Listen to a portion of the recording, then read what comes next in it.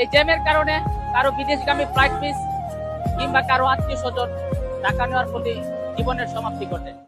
Income তো ভাই আগের থেকে অনেক কমছে, জামের লেগে তো আর ঠিক মারতে পারি নাই।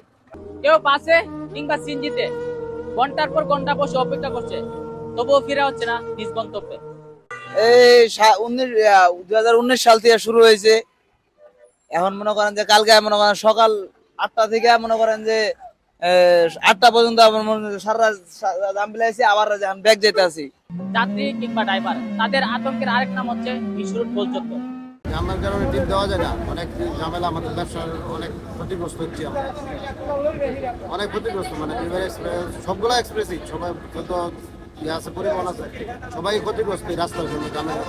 সবাই বাধ্য হয়ে পায়ে হেঁটে রওনা দিচ্ছেন নিজ নিজ গন্তব্যে। গাড়ির সমস্যা তো হচ্ছে, গাড়ির সমস্যা হচ্ছে, ড্রাইভারের সমস্যা হচ্ছে, সমস্যা হচ্ছে। সমাধার পথ হিসাবে তারা বেছে নিয়েছে মাত্র কয়েকটা ইট। এই ইট দ্বারা কি আদৌ এই যানজট নিরসন করা সম্ভব? এখন মনে করেন যে 5 ঘন্টা 6 ঘন্টা 8 ঘন্টা এরকম লাগে। আগে লাগতো আধা ঘন্টা, সর্বোচ্চ 40 মিনিট। আমার অনেক লস, যাত্রী ভোগান্তি।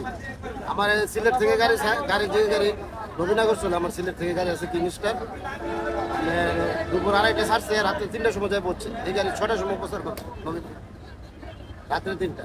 মানে মানুষের তো ভোগান্তি আছে, আমাদের পরিবহন সেক্টরে একবারে ধ্বংস হওয়ার পথে রাস্তার জন্য।